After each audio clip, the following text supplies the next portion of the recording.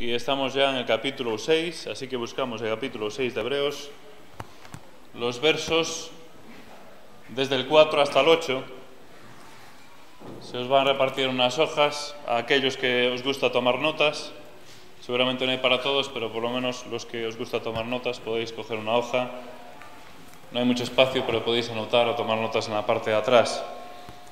Hebreos capítulo 6, versos del 4 hasta el 8, dice así la palabra de Dios. Porque es imposible que los que una vez fueron iluminados y gustaron del don celestial y fueron hechos partícipes del Espíritu Santo, y asimismo gustaron de la buena palabra de Dios y los poderes del siglo venidero, y recayeron, sean otra vez renovados para arrepentimiento, crucificando de nuevo para sí mismos al Hijo de Dios y exponiéndolo a vituperio. Porque la tierra que bebe la lluvia que muchas veces cae sobre ella y produce hierba provechosa a aquellos para los cuales es labrada, recibe bendición de Dios. Pero la que produce espinos y abrojos es reprobada, está próxima a ser maldecida y su fin es ser quemada. Hasta aquí la lectura de la palabra, que el Señor la bendiga y que nosotros la apliquemos a nuestra vida y a nuestros corazones. Decir que unos versículos antes, en el verso 11, dice el escritor a los hebreos: acerca de esto tenemos mucho que decir y difícil de explicar. Si las cosas son difíciles de explicar, las que iba a decir el autor a los hebreos, lógicamente también hay algunas dentro de este texto que son difíciles también para nosotros de interpretar. Y en esta mañana nos ha tocado un texto que no es verdaderamente fácil de interpretar. Ahora, la primera impresión que nos da este texto es que el escritor a los hebreos se pone serio.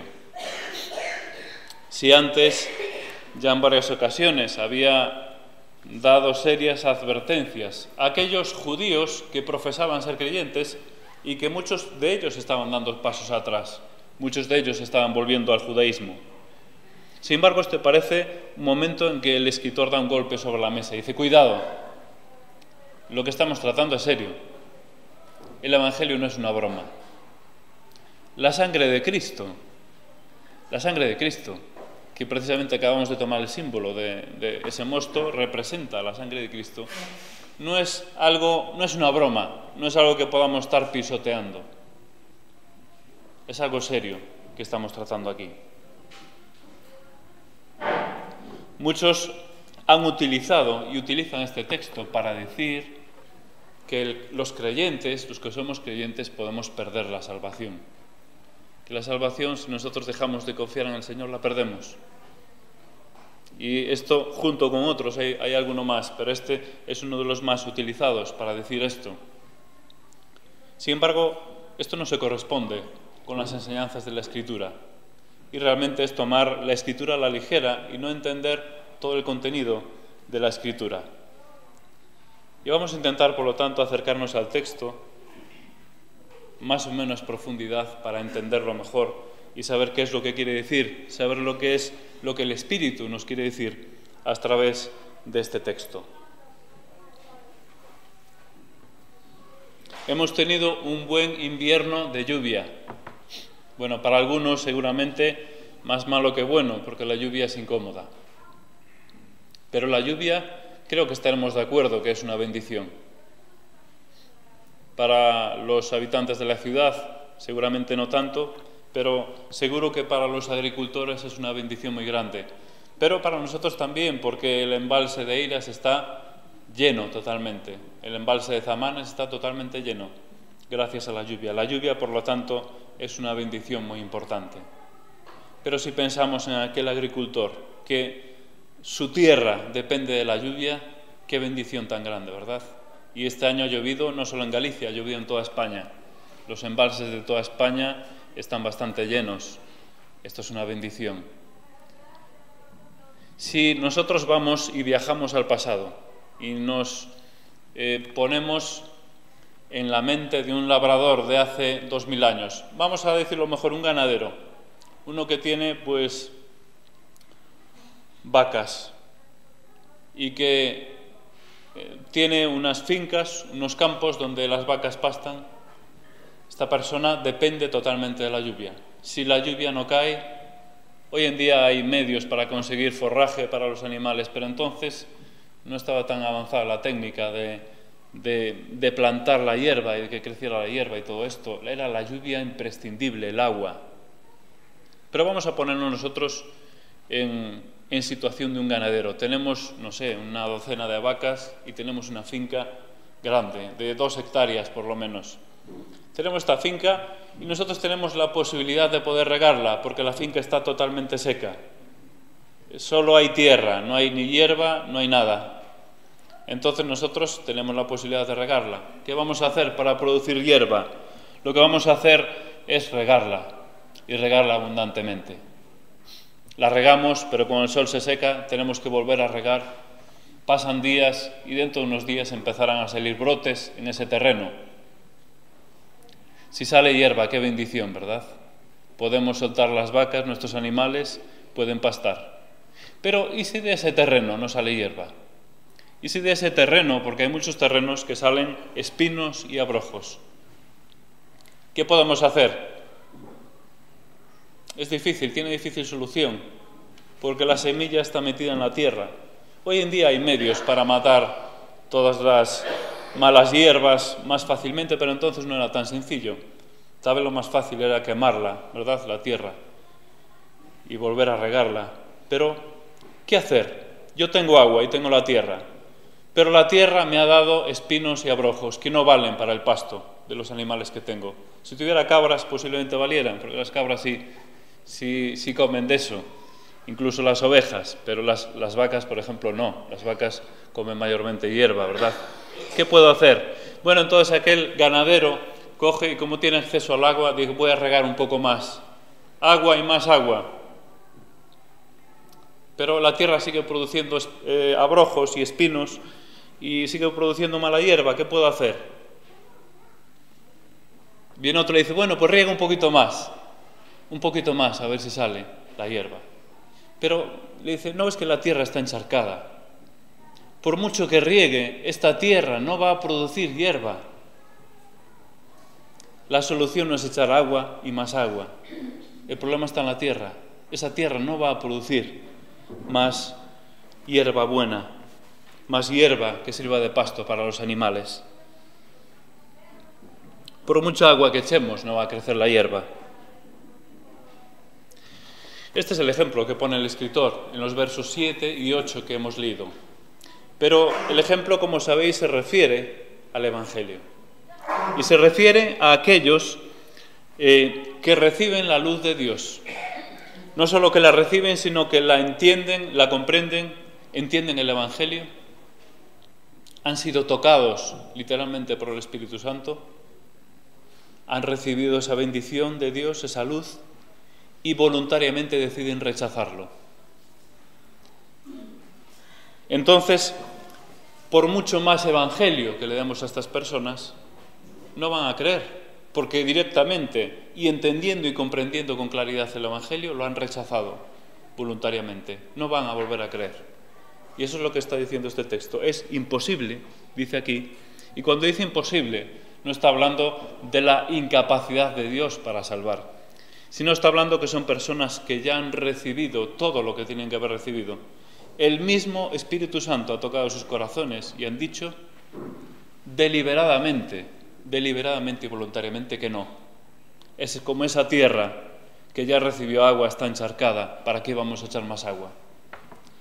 Como veis, es un texto duro, ¿verdad? Es una advertencia muy dura que hace el escritor a aquellos hebreos que estaban dando pasos atrás, que estaban dando marcha atrás. Ahora bien, la seguridad de la salvación. ¿A quién va dirigido este texto? ¿A creyentes o a no creyentes?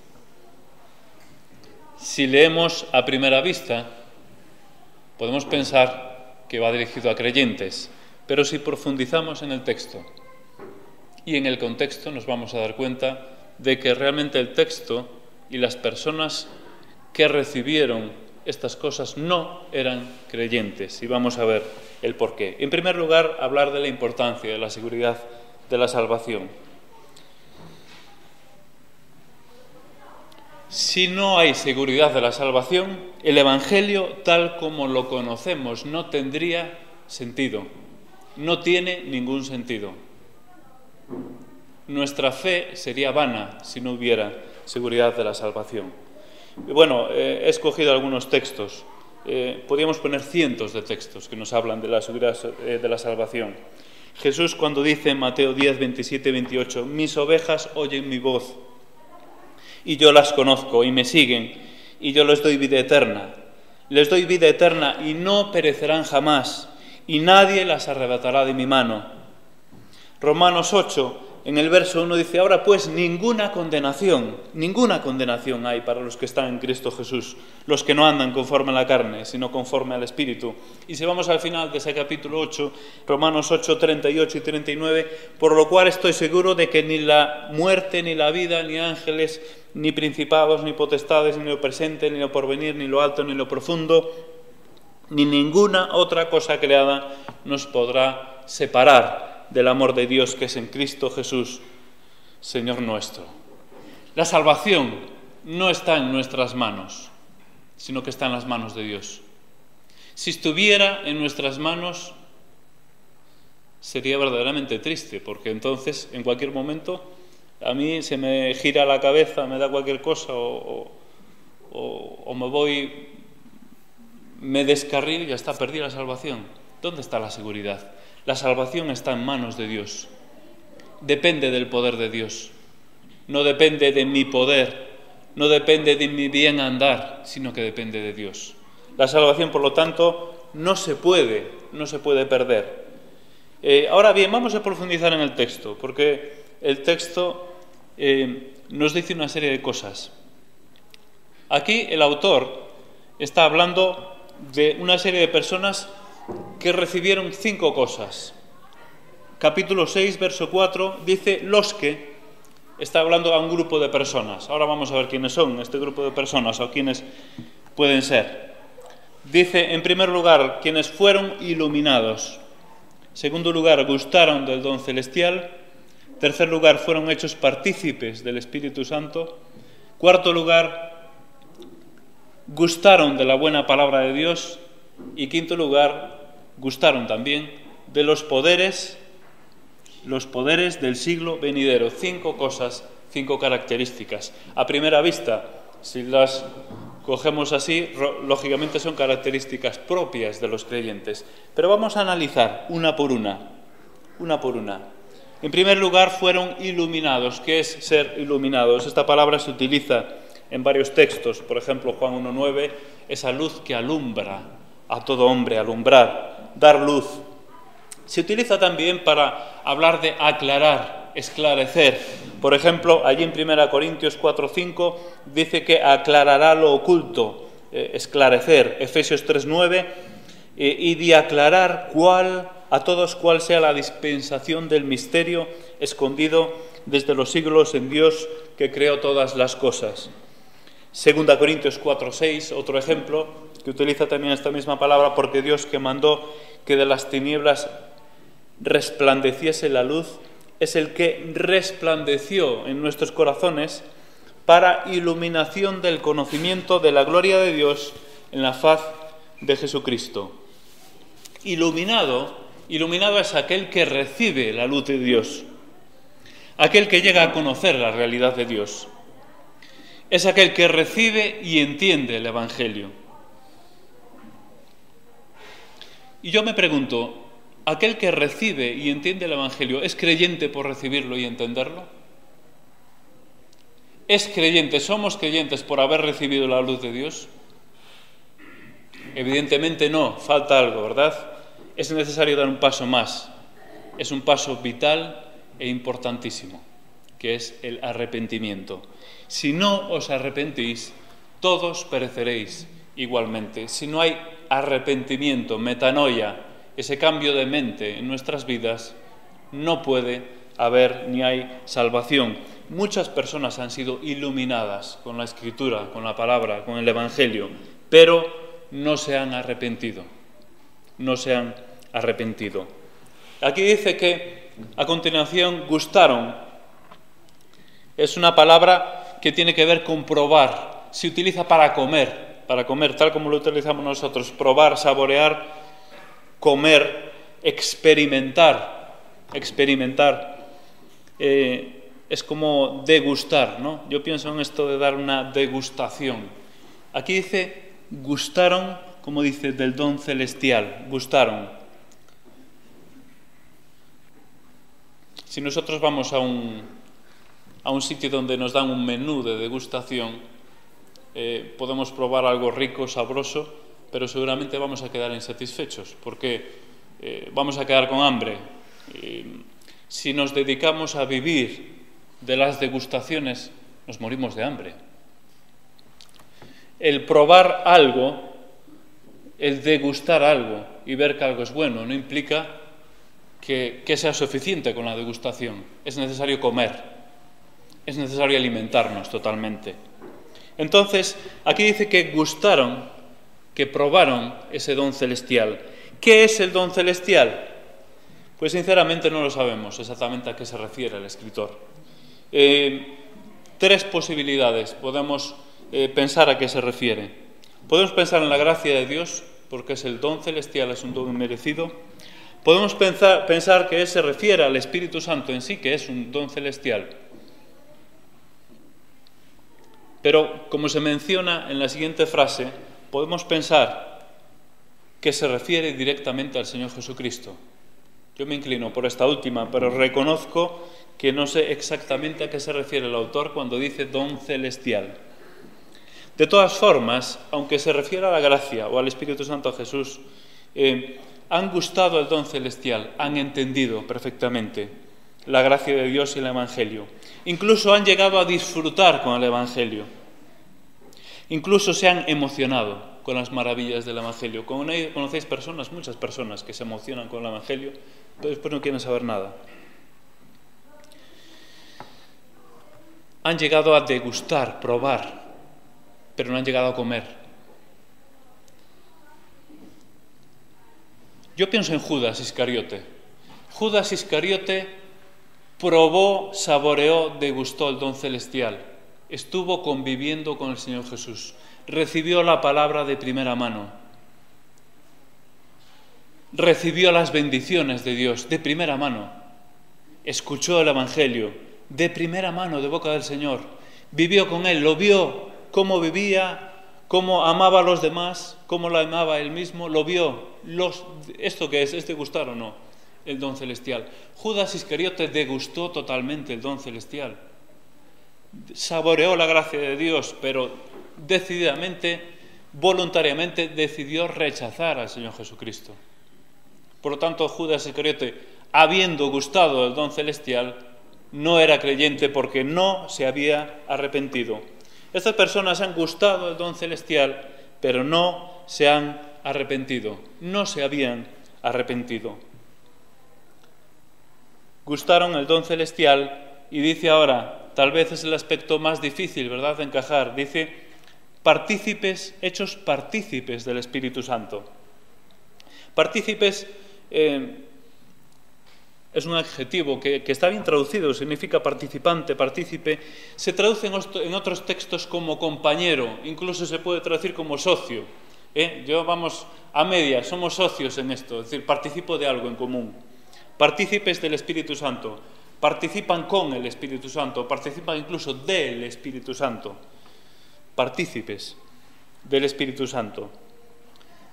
Yo estaba pensando, a mí personalmente la política no me atrae demasiado, pero reconozco que es necesaria la política, aunque hoy en día, como sabéis, está tan menoscabada y a causa de tanta corrupción como está saliendo por todos lados, pues los temas políticos en este país cada vez tienen más desprestigio, ¿verdad? Y los políticos mismos, esto está claro, está demostrado en las encuestas. Pero vamos a imaginar que Yo soy un afiliado a un partido político de determinado color y voy allí y me gusta ir a los mítines, y voy a un mítin que a veces vienen aquí al pabellón de los deportes, pues voy allí al mítin, escucho el mítin político, estoy participando de mi partido político, estoy escuchando. Pero resulta que después, cuando llega la hora de votar y cuando yo voy a la urna, cojo un voto del partido contrario, cojo un voto del otro partido, de otro color, totalmente opuesto, y lo deposito en la urna.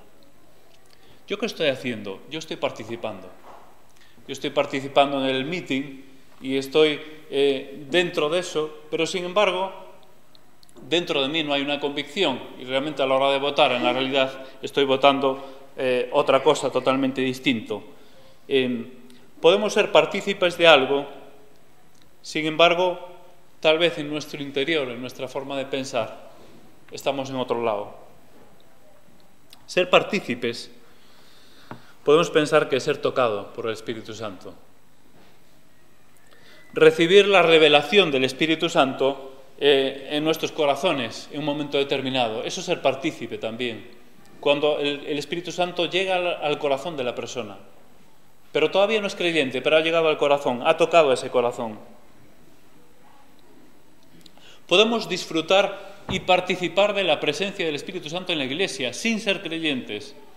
Vamos a imaginarnos una alabanza colectiva emotiva, donde estamos alabando al Señor y el Espíritu Santo se mueve entre nosotros. Esto a lo mejor no ocurre muy a menudo, pero puede ocurrir. Una alabanza donde estamos alabando al Señor. Entre nosotros puede haber personas no creyentes que estén disfrutando de esa alabanza, que estén participando de las bendiciones del Espíritu Santo sobre la Iglesia. Vamos a suponer que hay un convertido un domingo por la mañana, vemos el milagro de Dios que cambia, transforma vidas. Puede haber al lado otra persona que no es creyente y está disfrutando, está participando, se está beneficiando de la bendición del Espíritu Santo sobre la Iglesia. Podemos disfrutar y participar del Espíritu Santo, aún sin ser creyentes, a través de la palabra. La palabra de Dios llega a nuestros corazones, aún sin ser creyentes. Ahora, nosotros podemos rechazarla. ¿Entendéis, verdad? Esto también es participar en un sentido del Espíritu Santo. Ahora bien, ¿en qué tiempo se escribió este libro?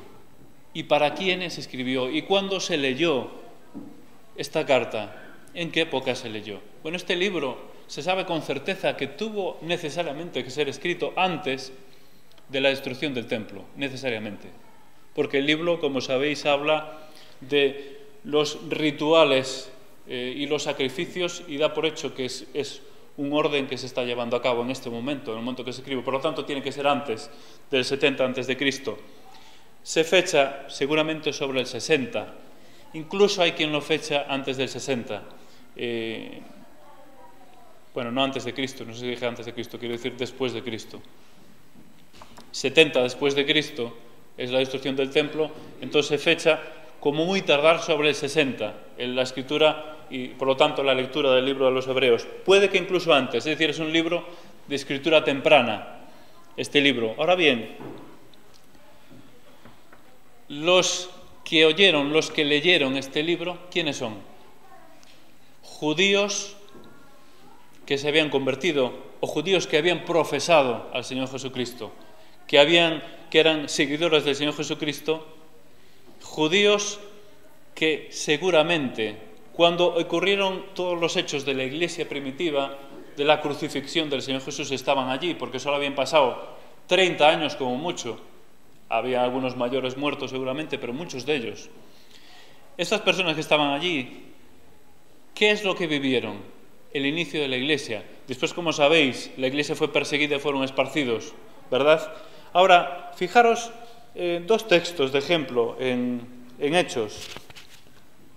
En Hechos 2:43, y sobrevino temor a toda persona, y muchas maravillas y señales eran hechas por los apóstoles. Si vamos al capítulo 5 de Hechos, versos 12 al 16, dice: y por la mano de los apóstoles se hacían muchas señales y prodigios en el pueblo, y estaban todos unánimes en el pórtico de Salomón. De los demás, ninguno se atrevía a juntarse con ellos. Mas el pueblo los alababa grandemente, y los que creían en el Señor aumentaban más. Fijaros ahora lo que dice: gran número de hombres como de mujeres, tanto que sacaban a los enfermos a las calles y los ponían en camas y lechos, para que al pasar Pedro, a lo menos su sombra cayese sobre alguno de ellos. Y aún de las ciudades vecinas muchos venían a Jerusalén, trayendo enfermos y atormentados de espíritus inmundos, y todos eran sanados.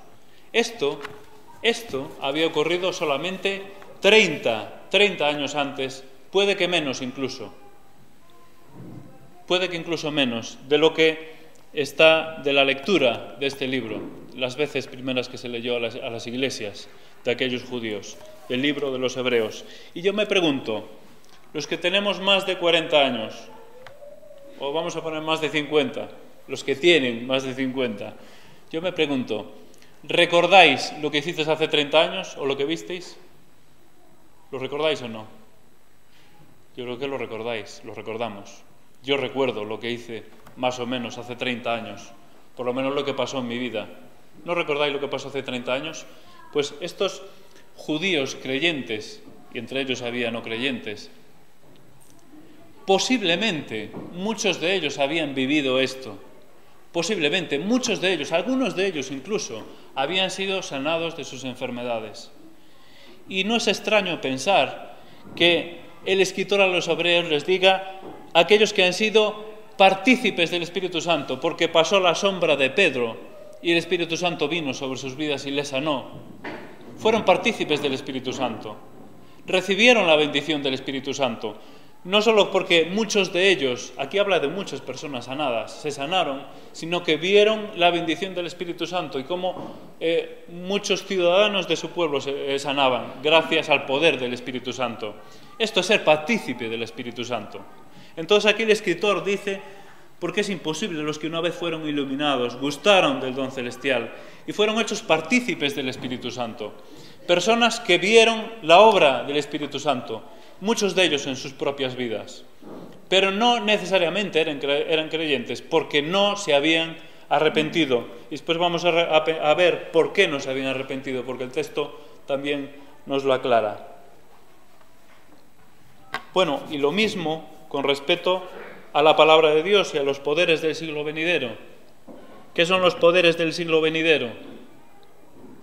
El poder y la forma de vida posiblemente que vaya a haber en el milenio, donde dice no habrá viejo o niño menor de 900 o de 1000 años. ¿Cómo es aquel texto? Bueno, no lo recuerdo, no recordarlo bien, mejor no mencionarlo, pero los poderes del siglo venidero posiblemente también tenga que ver con esto, con las sanaciones, con ver el poder del Espíritu Santo. También puede tener que ver con la esperanza, ¿verdad? La Iglesia vive por y para la esperanza también, porque tenemos una esperanza preciosa. Y aquellos que conviven, porque son personas que conviven con la Iglesia, no son creyentes, pero conviven, están en la Iglesia, también disfrutan en un sentido de la esperanza. También comparten todo este ambiente que hay en la Iglesia.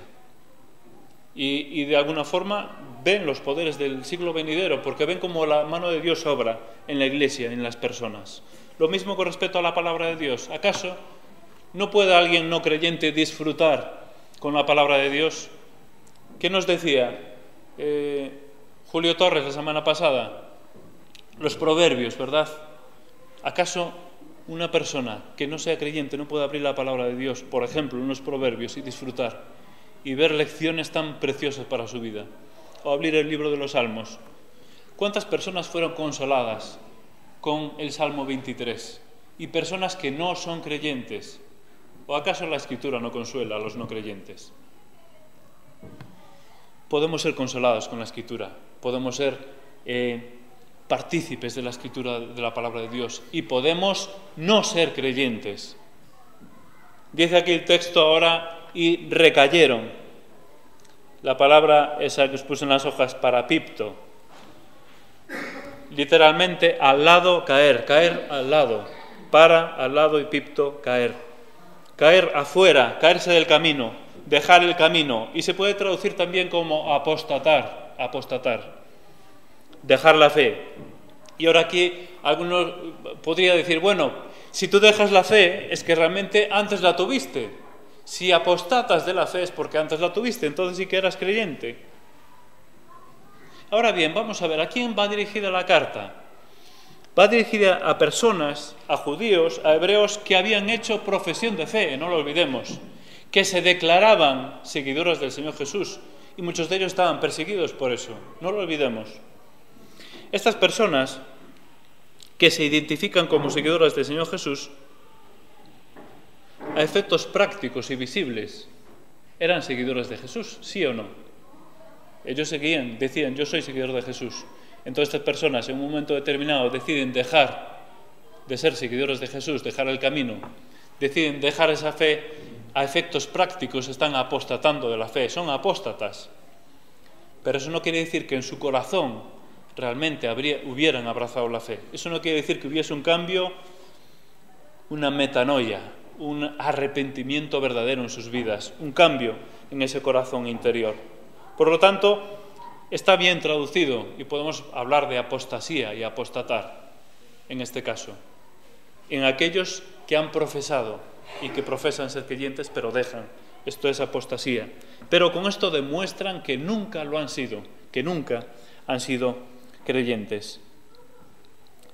Y recayeron, sean otra vez renovados para arrepentimiento, crucificando de nuevo para sí mismos al Hijo de Dios y exponiéndole a vituperio.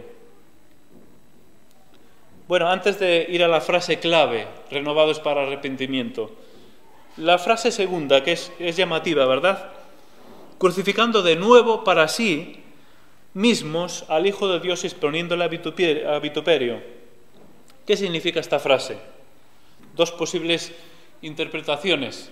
En una primera lectura, yo inicialmente la relacionaba con la segunda parte, con renovados para arrepentimiento. Es decir, que si estas personas se renuevan para arrepentimiento, entonces de esa forma van a crucificar otra vez al Señor Jesús. Yo esa es la primera interpretación que hice. Pero si profundizamos, realmente pienso que crucificando de nuevo para sí mismos al Hijo de Dios, exponiéndole a vituperio, se refiere al recaer. Y recayeron, sean otra vez renovados para arrepentimiento, crucificando, no por ser renovados, sino por recaer. No sé si me explico. Crucificando de nuevo para sí mismos al Hijo de Dios y exponiéndole a vituperio. Es decir, con esta recaída, con abandonar el camino y dejar a Cristo, es como si lo estuvieran volviendo a crucificar. A lo mejor es muy descabellado, pero es posible, porque las fechas coinciden, que algunos de estos hebreos, judíos, algunos de estos es posible que fueran testigos, incluso formaran parte de la turba, de la multitud que le dijeron al Señor, crucifícale, crucifícale. Es posible, porque habían pasado, recordad, como mucho solo 30 años. Entonces, estas personas que gritaron crucifícale, posteriormente siguieron en su fe, hicieron profesión de fe y siguieron aparentemente al Señor Jesús después de marcha atrás. Entonces aquí el escritor dice, entonces lo que estáis haciendo es volver a crucificarle, pero esta vez no en ignorancia. ¿Qué les dice el apóstol Pedro cuando está en el famoso discurso de Hechos? Llega el Espíritu Santo y están todos sorprendidos, dice, tranquilos, habéis crucificado al autor de la vida, habéis matado al autor de la vida, pero lo habéis hecho en ignorancia. El apóstol Pablo a Timoteo le dice en aquella carta, habiendo sido blasfemo, etcétera, etcétera, dice, pero fui recibido a misericordia porque lo hice en ignorancia. No había todavía recibido esa luz que lo tiró, ¿verdad? Aquellos hebreos inicialmente lo hicieron en ignorancia, crucifícale. Pero dice, ahora no, ahora volvéis a crucificarle. Hoy ahora volvéis a exponerle a vituperio, porque ahora sí, conscientemente le estáis crucificando. Conscientemente estáis pisoteando la sangre del Señor Jesús, porque deliberadamente le rechazáis. Esto es lo que está diciendo este texto. Estos creyentes de fachada, porque no son verdaderos creyentes, que deciden abandonar al Señor, lo que hacen es una afrenta pública, porque aquí habla de afrenta pública, de vituperio, eso es vergüenza pública. Porque esto, de cara al testimonio, también podemos pensar en esto, de cara al testimonio, de cara a los de afuera, es una afrenta grave hacia el Señor Jesucristo, porque las personas ven, mira, ese era seguidor de Cristo y ha dejado de serlo. ¿Qué piensan, por lo tanto, de ese Jesús, de ese Jesucristo, que no tiene suficiente poder? Que su sangre no tiene poder para limpiar a las personas y para transformar las vidas. Eso puede pensar la gente, porque si yo veo, mira, este es evangélico, pero bueno, ahora dejó de serlo, este dice que es seguidor de Jesús, pero ahora va por otro camino, ese Jesús no tiene mucho poder. También podemos verlo por ahí el texto, es una afrenta pública del Señor Jesucristo, es otra forma de crucificarlo, de exponerlo a vituperio público. Por lo tanto, el tema es serio, no es una broma, y el escritor, como dije al principio, se pone serio. Con estas personas, ¿verdad? Cuidado, mirad que no estamos jugando, que esto no es una broma. Ahora bien, vamos al texto clave. Y el texto clave es precisamente el texto que dice renovados para arrepentimiento. Es imposible que sean renovados para arrepentimiento. ¿Cómo está compuesta, cómo está hecha esta frase? En todas las versiones, lo dice así o similar, salvo en las versiones contextualizadas o interpretativas, vamos a decir, que lo cambien, y algunas sí dicen que vuelvan a arrepentirse. Es un error, porque no dice eso el texto. Cuando necesitamos estudiar la Biblia en profundidad, es importante coger versiones literales. Dos versiones muy confiables y muy literales son la Reina Valera y la Biblia de las Américas. Yo personalmente son las dos que considero muy buenas para el estudio. Pero si vamos a la mayor parte de las versiones literales que van al texto original, dicen para arrepentimiento, renovados para arrepentimiento. No hay otra posible traducción, eso es lo que dice el texto original. Entonces esta frase está construida de esta manera para decirnos algo, para decirnos que no habían sido arrepentidos, para decirnos que no eran creyentes. Es decir, renovados para volver a estar en la condición de arrepentirse. Eso es lo que dice esta frase, renovados para arrepentimiento. Si no, diría, es imposible que se vuelvan a arrepentir, pero no dice esto el texto, dice que se vuelvan a estar en la condición de arrepentirse, renovados para arrepentimiento. La forma gramatical como está nos indica con claridad que no se habían arrepentido. No hubo ese verdadero cambio, no hubo esa verdadera conversión en sus corazones y en sus mentes. Ahora, si vamos al contexto inmediato, nos ayuda a entender que es así.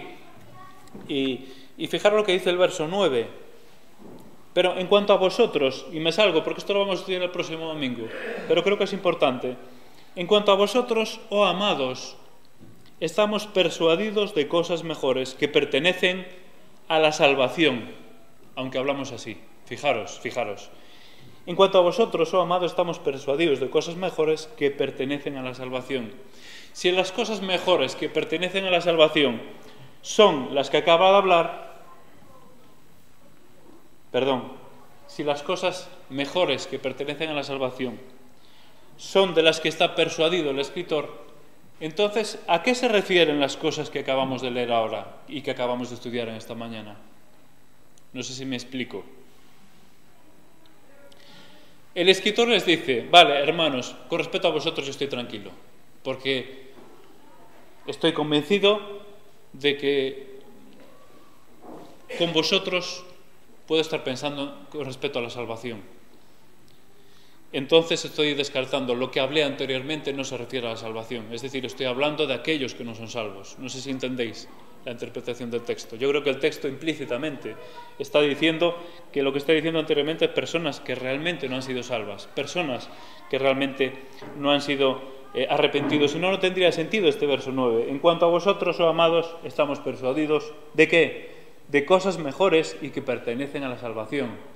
Es decir, confío en que vosotros seáis realmente salvos. Ahora fijaros lo que dice el verso 11, que estudiaremos también el próximo domingo. Pero deseamos, y esto es clave en este libro, y para entender el tema de la salvación, que cada uno de vosotros muestre la misma solicitud hasta el fin. ¿Para qué? Para plena certeza de la esperanza. No para que no dejéis de ser salvos, no para que perdáis vuestra salvación por el camino, sino para que, si permanecéis, va a haber certeza de que sois salvos. Y esto, como sabéis, y ya alguna vez lo tengo mencionado, lo menciona de forma muy clara el texto de 1 Juan 2,19, que es excelente para entender esto. 1 Juan 2,19, salieron de nosotros, pero no eran de nosotros, porque si hubieran sido de nosotros, habrían permanecido con nosotros. Si hubieran sido de nosotros, habrían permanecido con nosotros. Pero salieron para que se manifestase que no todos son de nosotros. ¿Entendéis? El que persevera hasta el fin, este será salvo. No por perseverar, sino el hecho de perseverar demuestra que ya ha sido salvo. Y esto hace mucho énfasis, como veis, y ya hemos leído y estudiado en este libro de Hebreos. Por lo tanto, hasta aquí llegamos, ¿verdad? Con este texto tenemos que decir que duro, difícil también para estudiar, sobre todo por su dureza, ¿verdad? Porque está hablando de aquellas personas que, habiendo recibido y entendido con claridad y siendo tocados por el Espíritu, iluminados, han decidido rechazar al Señor Jesús. Ahora, esto no debe producir tampoco angustia en nuestras vidas, en el sentido de decir, bueno, yo parece que tengo momentos de... El verdadero creyente, aunque tenga momentos de estar apartado, esto puede pasar. Hay personas que viven años apartados de la Iglesia. No lo quiera Dios para ninguno de nosotros, pero el verdadero creyente vuelve. El verdadero creyente vuelve. El que no vuelve manifiesta que no es creyente.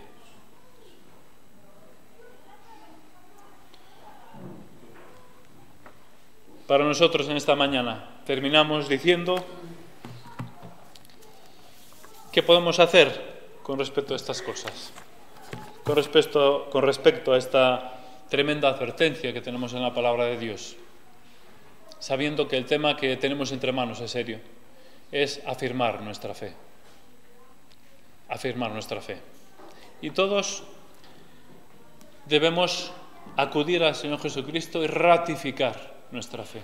Y esto es bueno que lo hagamos a menudo, lo hagamos de forma cotidiana.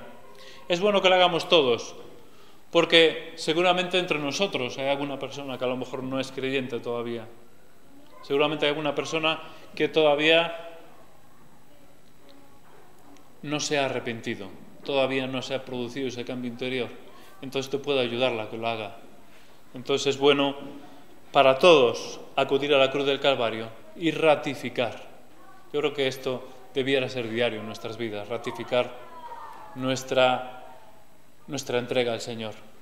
Ratificar el ponernos a los pies de Jesús y acudir a la cruz, sabiendo que Él es nuestro Salvador, sabiendo que Él es el único que puede transformarnos, sabiendo que Él es el único que puede iluminarnos,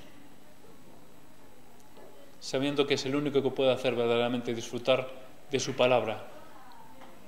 Que el Señor nos ayude a que todos en esta mañana acudamos a la cruz de Calvario, sea los creyentes como aquellos que todavía no son creyentes, para que Dios transforme sus vidas y para que el Señor nos bendiga.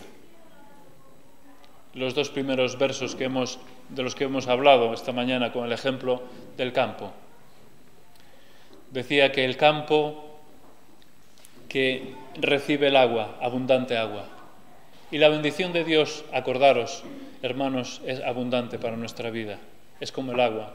La bendición de Dios es como este invierno, es de agua abundante. Dice que da beneficio, da fruto a aquellos que lo labran, esas tierras. Y dice al final, recibe la bendición de Dios. Que el Señor de Dios nos dé y podamos recibir nosotros esta bendición también en nuestras vidas. Oremos. Te damos gracias, Señor, por el Señor Jesucristo. Gracias por tu palabra y por la realidad de tu Evangelio. Gracias, Señor, porque en ti podemos tener la seguridad de la salvación. Gracias, Señor, porque sabemos que no hay nada que pueda separarnos de tu amor. Y esto nos da garantía, y nos da tranquilidad y nos da sosiego. Te pido, Señor, que nos ayudes a reafirmar nuestra fe en ti, a ratificar. Y pienso especialmente, Señor, esta mañana, si hay alguna persona aquí que todavía, aunque disfruta con tu palabra, tal vez, aunque viene y asiste a las reuniones, pero tal vez no se ha producido ese cambio, ese arrepentimiento, te pido, Señor, que tú toques sus vidas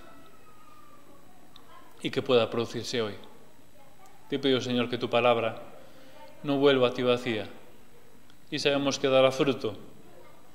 No sabemos cuánto puede tardar, pero sabemos que dará fruto. Te pedimos que nos bendigas ahora con tu bendición. Te pedimos que tengas un cuidado especial para los enfermos y pensamos ahora en especial en los dos Rafaeles. Cuídalos también allí, cada uno en su lugar y con sus dolencias. Bendice al resto de los enfermos y despídenos con tu paz y tu bendición hasta esta tarde, en el bendito nombre del Señor Jesucristo. Amén.